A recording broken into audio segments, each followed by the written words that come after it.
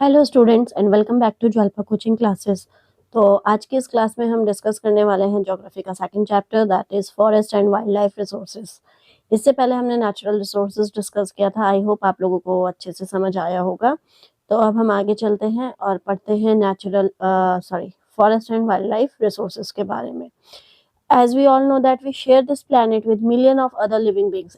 हमें पता है कि हमारा जो planet अर्थ है, हम बहुत सारे उसमें लिविंग बींग्स रहते हैं। मतलब केवल एक ह्यूमंस ही नहीं है, animal life, plants life, other species, बहुत सारी चीजें हैं जो अर्थ के अंदर हैं।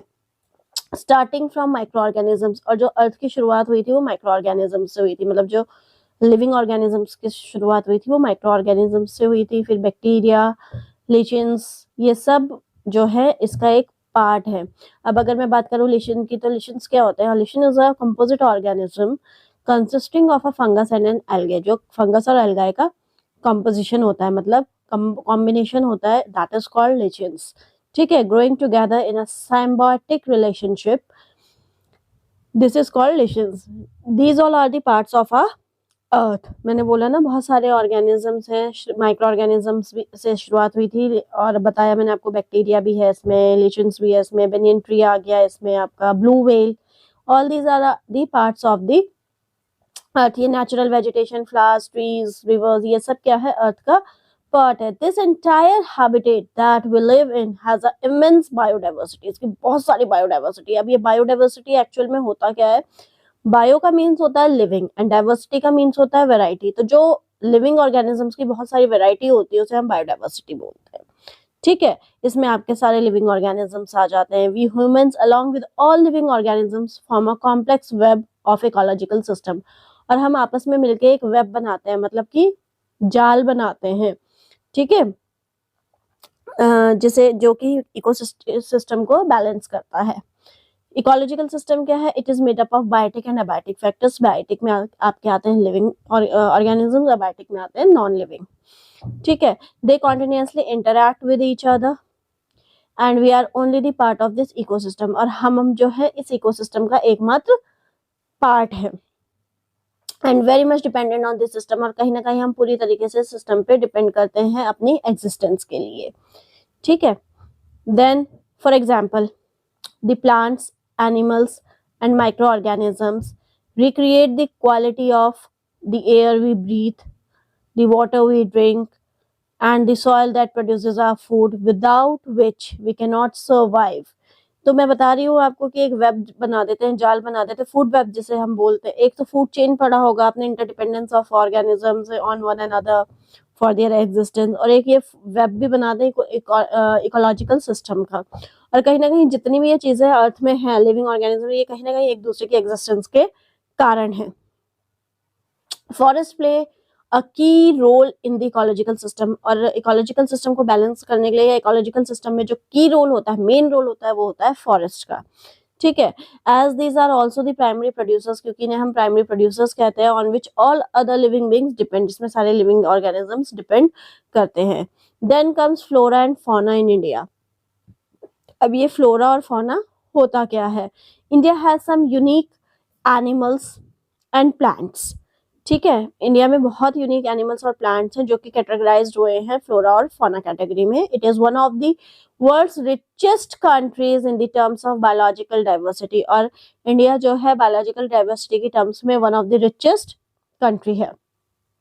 India has nearly 8% of the total number of species in the world. दुनिया में जितने भी स्पीशीज होते हैं उसका 8% कॉन्ट्रीब्यूशन इंडिया का है। मतलब इंडिया में जो है 8% स्पीशीज है। अब ये स्पीशीज होते क्या है बेटा? ये ग्रुप होता है, ग्रुप ऑफ एनिमल्स, प्लांट्स और other living things that all share common characteristics that are classified as alike in some manner. मतलब जो कि कॉमन कैरेक्टरिस्टिक्स शेयर करते हैं उन्हें हम स्पीशीज बोलते हैं। ठीक है, then comes your flora and fauna. I am discussing about it. This number is जो ये estimated value है species की 1.6 million. This number is possibly twice or thrice the number yet to be discovered. इतने तो हमें पता है जितने species इंडिया में माने गए मिले हैं, यानी कि 8% जो contribution है वो उसकी जो estimated value है वो 1.6 million है। लेकिन ये वो है जो हम डिस्कवर कर चुके हैं, और इसके ट्वाइस और थ्राइस अभी डिस्कवर करना बाकी है। ठीक है। These diverse flora and fauna are so well integrated in our daily life that we take these for granted. और ये हमारी लाइफ में इतना इंपॉर्टेंट रोल प्ले करते हैं, फिर भी हम इन्हें टेकन फॉर ग्रांटेड लेते हैं, मतलब इतना कोई उसका महत्व नहीं समझते। Over 81,000 species of fauna and 47,000 species of flora are found in this country. और हमारे देश में जो है 81,000 species fauna के पाए जाते हैं और 47,000 species flora के फाउंड होते हैं। Of the estimated 47,000 plant species, जो हमारा मतलब फ्लोरा है, जो फ्लोरा होता है वो बेसिकली प्लांट किंगडम के लिए होता है और जो फौना होता है वो एनिमल किंगडम के लिए होता है। तो जो 47,000 प्लांट स्पीशीज हैं उनमें 15,000 तो फ्लावरिंग स्पीशीज हैं, मतलब कि जो फ्लावर जनरेट करते हैं, जिसमें फूल उगते हैं। अब बात करते हैं, ये तो हमने बात करी फ्लोरा और फौना की, इनका एस्टिमेटेड वैल्यू कि इंडिया में कितना कंट्रीब्यूट करता है। और क्योंकि हम पढ़ रहे हैं हमारे इकोसिस्टम के बारे में, फॉरेस्ट के बारे में, वाइल्ड लाइफ के बारे में, तो जब तक हम इंडेंजर्ड स्पीशीज की बात ना करें तब तक हम नहीं आगे बढ़ सकते। तो इंडेंजर्ड स्पीशीज क्या स्पीशीज होते हैं जो थ्रेटेंड बाय एक्सटिंक्शन होते हैं, मतलब कि जो खत्म होने की कगार पे होते हैं, उन्हें हम एंडेंजर्ड स्पीशीज बोलते हैं। मतलब जो धीरे धीरे लुप्त होते जा रहे हैं, मतलब खत्म होते जा रहे हैं, और उनको सेव करना हमारे लिए जरूरी है ताकि इंडिया जो जाना जाता है जिस स्पीशीज के लिए वो वहां पर अभी भी मिले। जैसे डायनासोर है, अब वो चले गए हैं, अब डायनासोर अर्थ के किसी भी कॉर्नर में नहीं मिलेंगे आपको। तो जो डायनासोर स्पीशी है वो जो है अब आपकी एक्सटिंक्ट में आता है, एक्सटिंक्ट स्पीशीज जो अब खत्म हो चुके हैं, और जो इंडेंजर्ड है वो खत्म होने की कगार पे है। मैं अभी एग्जांपल्स के थ्रू आपको समझाऊंगी। अब ये एंडेंजर्ड स्पीशीज हैं क्या, जैसा कि मैंने आपको बताया, these are the species which are in danger of extinction, जो खत्म होने की कगार पे हैं। The survival of such species is difficult if the negative factors that have led to the decline in their population continue to operate। और ये ज्यादा इंक्रीज होता जाएगा, जो नेगेटिव फैक्टर्स हैं जो इनकी डिक्लाइन के लिए रिस्पॉन्सिबल है, अगर ये कंटिन्यू होते रहे तो बहुत जल्दी खत्म होने की कगार पे, यानी कि खत्म हो जाएंगे, एक्सटिंक्शन की कगार पे आ जाएंगे। Some estimates suggest that 10% of India's recorded wild flora, 20% of its mammals are on the threatened list। और वैसे भी वाइल्ड फ्लोरा मतलब कि 10% जो है वो ऑलरेडी इसकी थ्रेटेंड लिस्ट में आ चुके हैं, और 20% इसमें क्या है, मैमल्स है। Many of this would now be categorised as critical, that is on the verge of extinction. और बहुतों को क्रिटिकल की कैटेगरी में लिया गया है जो कि एक्सटिंक्शन की कगार पे है। एग्जाम्पल चीता, चीता जो है अब बहुत कम पाया जाता है, इसलिए इसको सेव करने की बहुत ज्यादा सरकार कोशिश कर रही है। तो कहीं पर भी इन्हें मारने का ऑर्डर नहीं है, इनको पकड़ के पिंजरे में बंद किया जाता है। पिंक हेडेड डक, ये भी एंडेंजर्ड स्पीशीज है।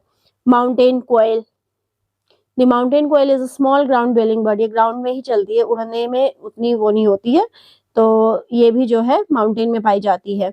Forest spotted owl, it is likely to be declining as a result of loss of its deciduous forest habitat. और ये खत्म होने की कगार पे क्यों है ये वाला स्पीशीज, क्योंकि ये जो जहाँ का हैबिटेट है, मतलब जहाँ ये रहता है डेसिडियस फॉरेस्ट, वो खुद खत्म होने की कगार पे। तो कहीं ना कहीं वहां के जो हैबिटेट, इनका जब हैबिटेट खत्म हो रहा है, घरौंदा खत्म हो रहा है, तो ये लोग भी एंडेंजर्ड की कैटेगरी में आ चुके हैं। Meducas, it is found in the few regions in India. Then we are talking about Hibbaldia heptaneron, a species of grass, ये भी खत्म होने की कगार पे है। Today we only talk of the larger and more visible animals and plants that have become extinct। आज हमने जो बातें करी वो केवल 10% है, 10% भी नहीं है, मतलब बहुत ही विजिबल जो है, मतलब जो दिखाई दे रहा है हमें, जो हमारे सामने है, उसके बारे में हम डिस्कस करें। कई ऐसी चीजें हैं जो जैसे माइक्रो ऑर्गेनिजम्स होते हैं, हमें नहीं मालूम, हमें जो एकदम से नहीं दिखते, जो बिना माइक्रोस्कोप की हेल्प से हम नहीं देख सकते, उनमें भी कई स्पीशीज हैं जो खत्म होने की कगार पे हैं। आज तो मैंने आपको केवल एक ये एग्जांपल्स के थ्रू बताया है कि क्या क्या है, बट अब वही मैं बोल रही हूँ। What about that smallest animals like insects and plants, जो स्मॉल है उनके बारे में तो हमें कुछ पता ही नहीं है ना। तो हम लोग जो पढ़ रहे हैं, हम आधा ही पढ़ रहे हैं, अभी आधा अधूरा ही पढ़ रहे हैं, क्योंकि इतना ही हम लोग डिस्कवर कर पाए हैं। बहुत सारी चीजें ऐसी हैं जो डिस्कवर करनी अभी भी बाकी है। Then comes to the next topic, vanishing forest. जैसे वैनिशिंग का मतलब होता है खत्म होना, तो फॉरेस्ट जो है धीरे धीरे खत्म हो रहे हैं। India has only 19.39% of its total geographical area under forest. अब जो है फॉरेस्ट एरिया कितना रह गया है इंडिया के जोग्राफिकल, उसमें 19.39%। Deforestation in India is taking place on a very large scale. क्यों? क्योंकि डिफॉरेस्टेशन बहुत लार्ज स्केल में हो रहा है। अभी डिफॉरेस्टेशन तो आप लोगों को पता होगा, cutting down of forest for cutting down of trees, cutting down of forest is called deforestation. The forest cover in the country is estimated at 637,293 square kilometer.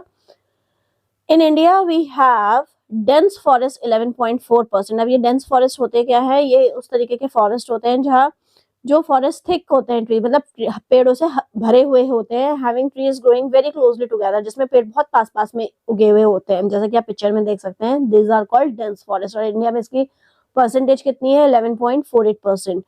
Open forest कितने हैं, 7.76%। इसमें मतलब जगह ज्यादा होती है, पेड़ जो है दूरी दूरी पे रहते हैं। Are mixtures of tree, shrubs and grasses. इसमें सिर्फ पेड़ ही नहीं होते, इसमें शर्ब्स, ग्रासेस सब होती है। In which unlike close forest the trees canopy do not form a continuous close cover. मतलब इसमें कैनोपी जो होती है क्लोज कवर नहीं फॉर्म कर पाती है। वो कौन से होते हैं, आपके ओपन फॉरेस्ट होते हैं। ठीक है। मैंग्रोव 0.15% है। The type of forest thrives on the coastal swamps. Coastal swamps में जो फॉरेस्ट मिलते हैं, swamp is the wetland that is forested, मतलब जो पानी की जगह फॉरेस्ट एरिया से कवर होती है उसे हम स्वैम्प बोलते हैं। And the type of forest which are found here are what type of forest, mangrove. ठीक है। Then according to the State of Forest Report 1999, the dense forest cover has increased by 10,098 square kilometers since 1997. This apparent increase in forest cover is due to plantation by different agencies. अब increase हुई थी 1997, 1998 की अगर हम बात करें, 1999 की report में हमने देखा था। तो ये क्यों इम्प्रूव हुई थी, थोड़ा क्यों इंक्रीज हुई थी, क्योंकि यहाँ पर जो प्राइवेट एजेंसीज हैं या डिफरेंट एजेंसी है, इन्होंने प्लांटेशन स्टार्ट किया। प्लांटेशन किस चीज का, टी प्लांटेशन, कॉफी प्लांटेशन, ये सब स्टार्ट हुआ, तो ये थोड़ा इंक्रीज हुई। कोकोनट प्लांटेशन हो गया आपका। The state forest report doesn't differentiate between natural forest and plantation. और पर जो स्टेट फॉरेस्ट रिपोर्ट थी उसने डिफरेंशिएट नहीं किया था नेचुरल और प्लांटेशन पे, नेचुरल फॉरेस्ट और प्लांटेशन पे। तो आज की क्लास में हम पढ़ेंगे इतना ही। उसके बाद कल की क्लास में हम डिस्कस करेंगे IUCN के बारे में, यानी कि international union for conservation of nature and natural resources. Hope ये वाइल्ड लाइफ रिसोर्सेज आपको समझ में आया होगा। जो हमने फ्लोरा फौना के बारे में पढ़ा, इंडेंजर्ड स्पीशीज के बारे में पढ़ा। इंडेंजर्ड स्पीशीज मैंने आपको बताया क्या होते हैं, जो खत्म होने की कगार पे, जैसे कि आपका चीता, माउंटेन क्वेल वगैरह, ये सब। और एक्सटिंक्ट स्पीशीज भी पढ़ेंगे हम लोग, जो मतलब खत्म हो चुके हैं। उसका एक एग्जांपल मैंने आपको डायनासोर बताया था, वो भी एक नॉर्मल वे में बताया था। फिर हमने आपसे डिस्कस किया वैनिशिंग फॉरेस्ट, जो क्योंकि जंगल का जो एरिया धीरे धीरे खत्म हो रहा है। क्यों खत्म हो रहा है, ह्यूमन ग्रीडीनेस के कारण। लोग जो है डिफॉरेस्टेशन कर रहे हैं। डिफॉरेस्टेशन का मतलब कटिंग डाउन ऑफ फॉरेस्ट या ट्रीज। ठीक है। और हमने डिफरेंट टाइप के फॉरेस्ट उसमें पढ़े, कि आपके ओपन फॉरेस्ट क्या है, आपके डेंस फॉरेस्ट क्या है, मैंग्रोव क्या है, स्वैम्प क्या है। आई होप आज की क्लास में आपको इतना सब समझ में आया होगा। बाकी का जो टॉपिक है वो हम डिस्कस करेंगे कल अलॉन्ग विद द कैटेगरीज। तब तक के लिए बाय।